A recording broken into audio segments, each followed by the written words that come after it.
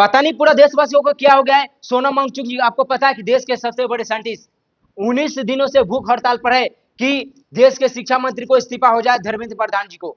लेकिन अभी तक उनको यह बोला जा रहा है कि उपवास तोड़ दे, लेकिन कोई यह क्यों नहीं कर रहा कि पूरा देशवासी इकट्ठा हो जाए और इनका मांग को पूरा किया जाए। आप लोग से सोनम वांगचुक जी को समझा रहे कि आप खाना खा लीजिए, भूख हड़ताल तोड़ लीजिए, ये आप धर्मेंद्र प्रधान जी से क्यों नहीं बोलते कि आप इस्तीफा दीजिए। मतलब उल्टा ही, मतलब क्या दिमाग मर गया सबका, उल्टा ही सब सोच रहे हैं।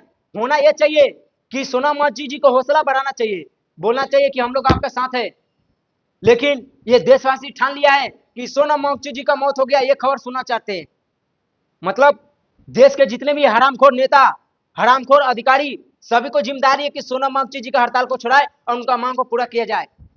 लेकिन ये लोग उल्टा कर रहे, मतलब ये लोग अभी मौज ले रहे हैं ना। अगर सोनम वांगचुक जी मर गया ना तो आप लोग के घर से घींच घींच कर मारे जाओगे। देश के जनता इतना भी भोले नहीं है जितना आप लोग समझ रहे हो। क्या समझ रखे हो? सोनम वांगचुक जी अगर मर गए वहां पर ना जंतर मंतर पर, तो आप लोग का जीना हराम हो जाएगा। और धर्मेंद्र प्रधान जी, आपका तो नौकरी गया।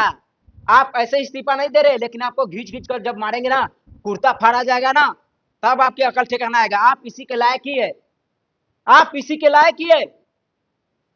2 कौड़ी के इंसान आप है। आप आम जनता के तुच्छ समझ रहे, टीवी में बैठकर ये लोग को मजे ले रहे और बड़े बड़े इडली डोसा खा रहे। शर्म नहीं आता आपको? लाखों बच्चों को भविष्य पर दाव लगे हुए और आप घर में बैठकर ऐश करें। एक देश के सबसे बड़े साइंटिस्ट अपना जान कुर्बान करने पर लगा हुआ है और आप मौज कर रहे हैं। देश के जितने भी नेता हैं उन हरामखोरों से मैं पूछना चाहता हूं, क्या आपका जिम्मेदारी नहीं है इनका हड़ताल छुड़ाने का? अगर मर गया तो याद रखना, गलियों में घींच घींच कर मारे जाओगे। सही समय है, 2 से 3 दिन आपके पास बचा हुआ है। और आपको पता है कि सोनम वांगचुक जी का मतलब 18 दिन से जब कोई अन्न ग्रहण नहीं किया तो उसका वेट लॉस हो गया है, 9 किलो तक कम हो गया उसका शरीर का वजन। मतलब कभी भी उसका प्राण शरीर से निकल सकता है। देशवासियों से निवेदन करता हूं कि कांग्रेस जनता पार्टी के लिए नहीं, बल्कि देश के सच्चे इंसान के लिए खड़े हो जाइए, साइंटिस्ट के लिए खड़े हो जाइए। और आज खड़े नहीं हुए तो एक दिन सभी मारे जाएंगे, एक दिन सभी का बारी आएगा।